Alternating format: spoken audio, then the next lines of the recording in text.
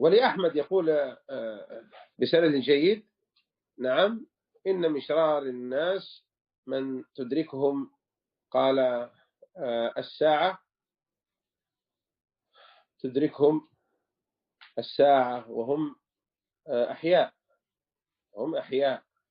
نعم، إن من شرار الناس من تدركهم الساعة وهم أحياء والذين يتخذون قبورهم مساجد، الذين يتخذون قبورهم مساجد.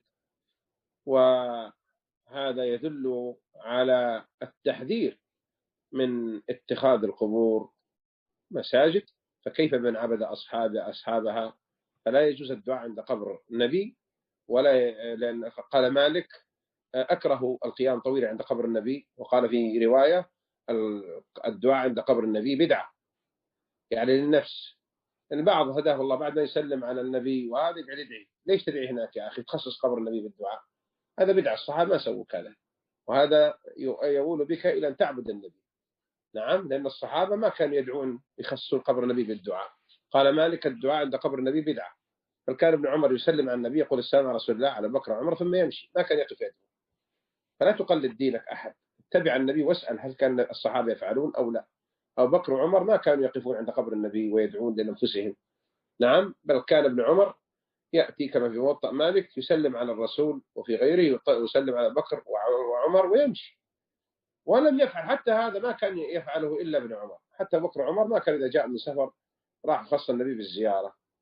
نعم، فعل المسلم يعلم أنه مهما سلم على النبي وصلى عليه في أي مكان في الأرض يبلغ النبي، ولا يحتاج انت قبر النبي، ولا يحتاج يقول أشهد أنك بلغت الرسالة.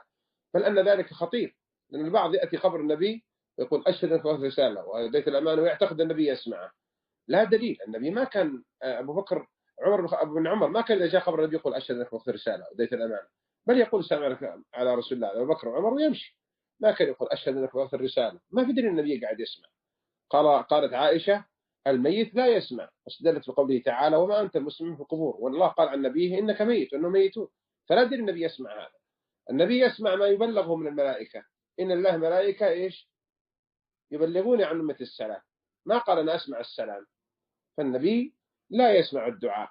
إن تدعوهم لا يسمعوا دعاءكم، ولو سمعوا ما استجابوا لكم، ويوم القيامة يكفرون بشرككم، ولا نبئكم مثل خبير. فإذا كان النبي لا يسمع الدعاء، فمن كان دونه كالحسين وسيد زينب ونفيسة، نعم، وقاضي الحاجات ونحوهم، ومن باب أولى وأحرى. اللهم سبحانك لا علم لنا إلا ما علمتنا. اللهم يا معلم إبراهيم علمنا، ويفهم سليمان